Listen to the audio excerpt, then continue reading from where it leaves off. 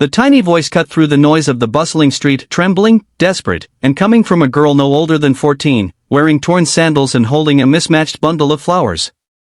People turned. Cars honked.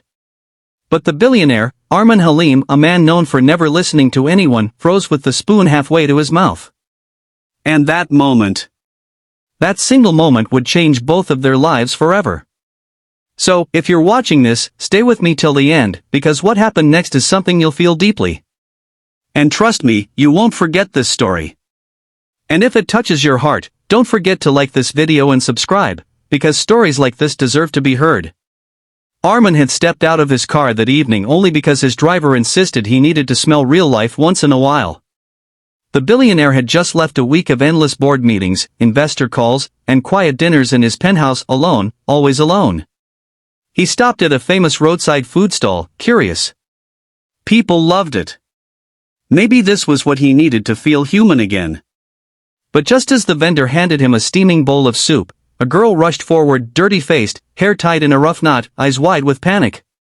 Don't eat that, sir," she cried again. Everyone stared at her as if she was crazy. The vendor glared. "Hey! Don't listen to her. She's just a beggar trying to scare people." But she shook her head violently. "I swear. The soup is bad today. I saw him using spoiled meat. Please, sir, don't eat it." Arman narrowed his eyes. "And how do you know that?" Tears filled her eyes. Because I picked it from the trash when he threw it away yesterday. It smelled the same. You'll get sick." A few people laughed. Some called her dramatic. Others told Arman to hurry up. But then Arman noticed something. Her hands were trembling. Not from fear. From hunger. She hadn't eaten in days, and yet she warned him not to eat the same thing she could have taken for herself. There was something honest in her shaking voice, something real, something he wasn't used to in his polished corporate world. He slowly lowered the spoon. The vendor scoffed loudly. "Sir, don't trust this kind of girl. She just wants pity." But the billionaire had already made up his mind. He pushed the bowl away. When he turned back to the girl, she looked relieved, and for the first time, he noticed how small she was, almost fragile, like a bird fighting against a storm. "What's your name?" he asked gently. "Meher," she whispered. "And where are your parents?" The way her eyes fell told him everything before she spoke. She had none.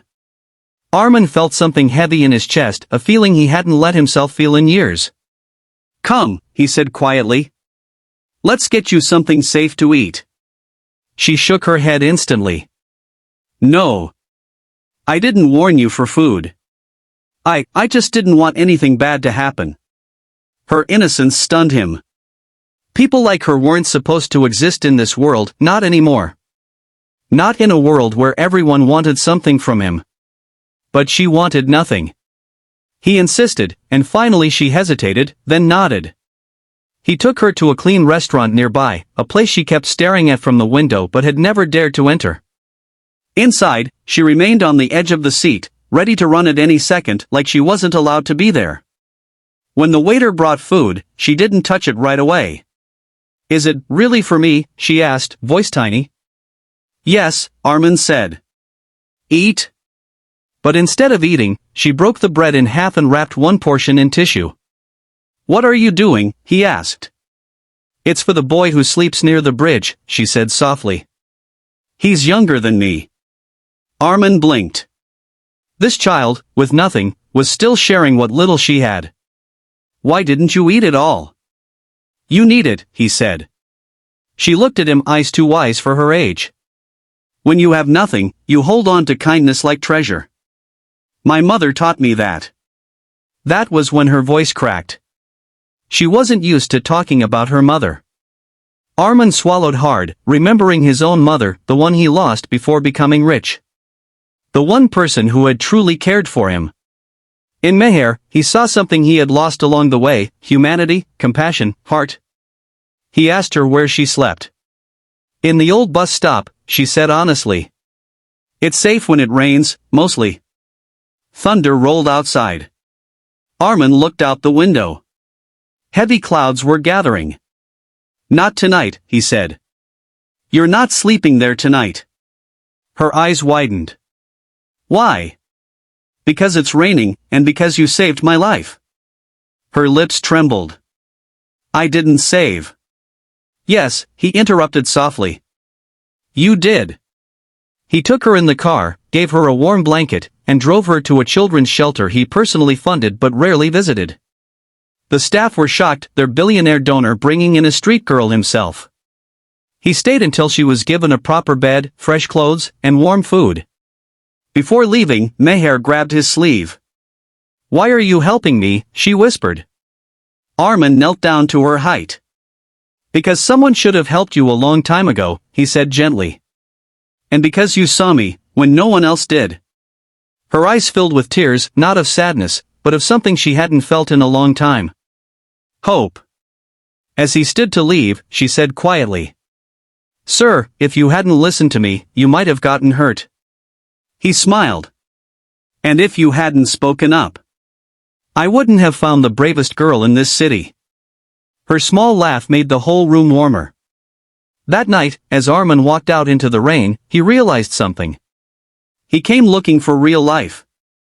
And he found it in the form of a little girl with a big heart. And from that day onward, Meher's life changed forever. She went to school, slept safely, ate properly, and for the first time, she dreamed. All because she spoke up. All because he listened. And because kindness, even the smallest kind, can rewrite a destiny. If this story touched your heart even a little, hit the like button. And subscribe for more stories that remind us of the goodness still left in this world. Thank you for watching.